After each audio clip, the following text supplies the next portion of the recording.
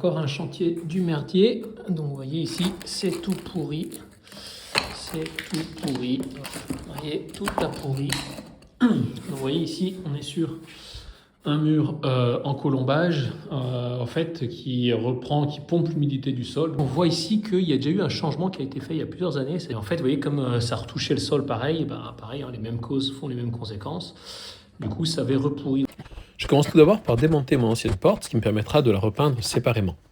Je découpe ensuite la partie de mes colombages qui avaient pourri, donc j'y vais assez largement, et j'utilise pour cela une scie sabre avec une lame de carbure. Donc l'avantage de la scie sabre, c'est que ça vous permet de couper du bois, mais également de la maçonnerie, ou par exemple si vous rencontrez un clou, de ne pas émousser votre lame.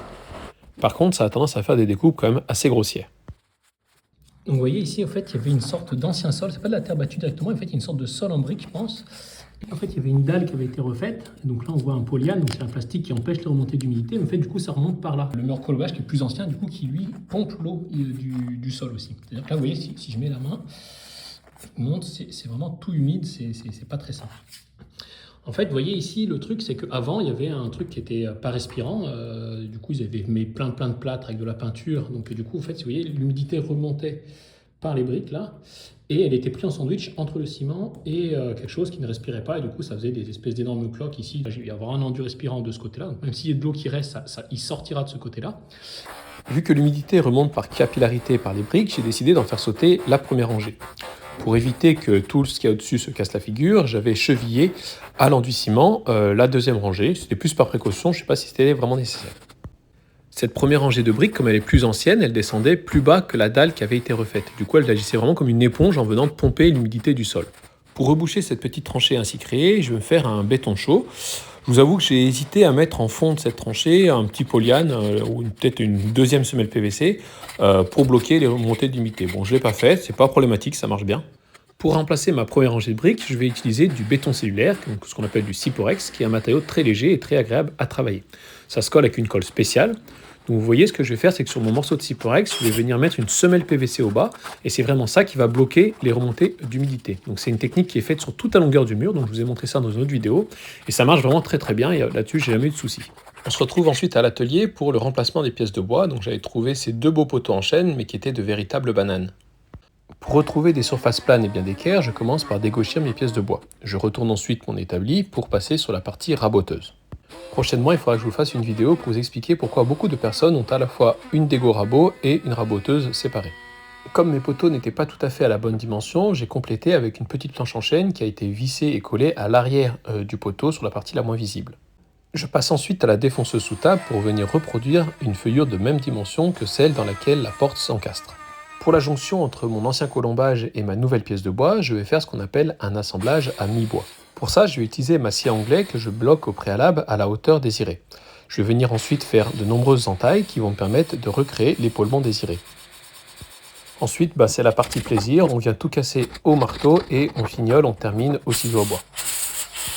On se retrouve ensuite sur le chantier et je vais dans un premier temps tracer le complément de ce que je vais enlever sur le colombage abîmé. Je vais ensuite régler la profondeur de ma scie circulaire à la taille de l'épaulement souhaité et je vais faire comme précédemment avec la scie anglaise, c'est-à-dire faire tout un tas d'entailles pour réaliser mon assemblage à mi-bois. Donc vous voyez ici, c'est jamais parfait. En plus, j'avais un mur qui me gênait, donc j'ai tapé un clou aussi. Honnêtement, c'est pas de la grande menuiserie, c'est pas de la grande précision. Pour éviter que les poteaux ne touchent directement au sol, j'ai collé une bande PVC qui sont celles qu'on utilise pour les lambourdes de terrasse. J'ai également fixé des vis qui serviront à sceller le poteau dans le mur. Je bourre ensuite mon assemblage de mastic-colle pour combler les petits défauts éventuels et je viens glisser une petite rondelle au bas du poteau, ce qui va permettre de créer une lame d'air entre le sol et le poteau. Je cale tout ça de niveau dans tous les sens et une fois que la position est trouvée, je viens fixer deux grosses vis dans l'assemblage. Je bourre encore une fois les manques et les trous éventuels et je viens recommencer la même opération de l'autre côté. Mes poteaux sont ensuite scellés au mur grâce aux petites vis que j'avais laissé dépasser et que je vais noyer dans de la colle à Syporex, j'aurais peut-être pu utiliser autre chose, qui vont servir à marier tout ça. Enfin, pour la finition, je vais utiliser également du mastic acrylique pour combler les jours entre le mur et les poteaux. Contrairement à ce que j'avais prévu initialement, j'ai décidé de laisser le bois apparent du côté de la pièce. Du coup, j'ai décapé l'ancienne peinture à l'aide d'une meuleuse et d'une brosse à tête métallique et pour fignoler, j'ai utilisé un disque à lamelles pour poncer, pour lisser tout ça. Ensuite, avant d'appliquer mon enduit respirant à base de chaux, j'humidifie mon support pour ne pas que les briques pompent toute l'humidité. Donc ici, j'utilise du Weberlit, qui est un enduit à base de chaux très pratique, très facile à utiliser, que j'étale d'abord grossièrement et que je vais ensuite lisser à l'éponge. Donc je vous ai fait une vidéo spéciale sur ce sujet.